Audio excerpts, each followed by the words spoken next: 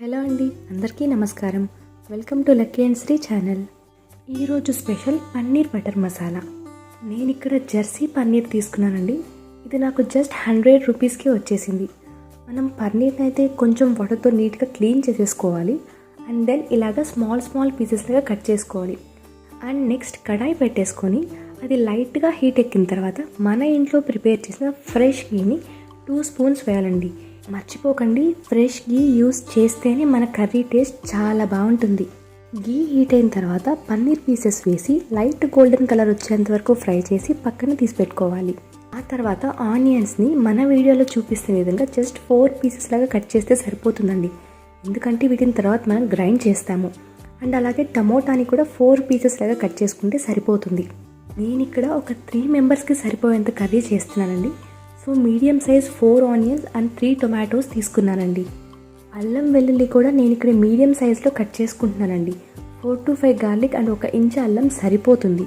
And ఫైనల్గా కొంచెం కరివేపాకు కూడా ఇందులో యాడ్ చేసుకోవాలి. పన్నీర్ ఫ్రై చేసిన అదే కడాయిలో 1 స్పూన్ ఆయిల్ వేసుకొని ఇవన్నీ అందులో ఒకేసారి వేసేసుకోవచ్చు.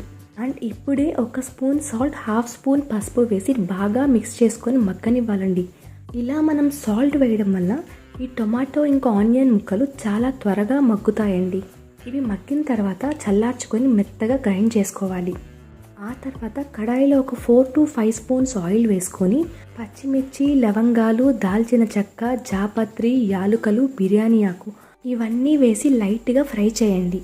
ఆ తర్వాత మనం ముందుగానే గ్రైండ్ చేసుకున్న మిక్స్చర్ని ఇందులో వేసుకొని ఇంకొక స్పూన్ ఉప్పు, 1 స్పూన్ కారము అండ్ అలాగే 1/2 spoon garam masala and 1/2 spoon chicken masala వేసుకోవాలి.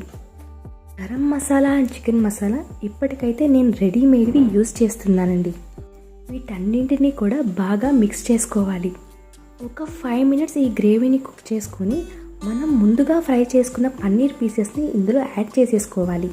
అండ్ కొంచెం వాటర్ని కూడా యాడ్ చేసేసుకొని ఒక 10 మినిట్స్ మూత పెట్టి కుక్ చేసేసుకోవాలండి. ఆ తర్వాత గ్రేవీ నుంచి ఆయిల్ ఇలా మనకి సపరేట్ అవుతూ కనిపిస్తుంది. ఇలా కనిపించింది అంటే మన కర్రీ రెడీ అయిపోయినట్టే. లైట్గా కొత్తిమీర చల్లేసుకొని మనం ఇంకా మన సర్వింగ్ బౌల్లోకి సర్వ్ చేసేసుకోవడమే. ఈ కర్రీ రోటీలోకి, చపాతీలోకి, బిర్యానీలోకి, రైస్లోకి ఇలా ప్రతి ఒక్క దాంట్లోకి చాలా బాగుంటుంది. నాకైతే ఈ పన్నీర్ బటర్ మసాలా చాలా బాగా కుదిరింది. మీకు ఎలా కుదిరిందో కమెంట్ చేయండి. ఫైనల్లీ ఈ వీడియో ఇక్కడ వరకు చూసిన ప్రతి ఒక్క వ్యూవర్కి థ్యాంక్ యూ సో మచ్ అండి. మన ఛానల్ని సబ్స్క్రైబ్ చేయడం, ఈ వీడియోని లైక్ చేయడం మాత్రం మర్చిపోకండి.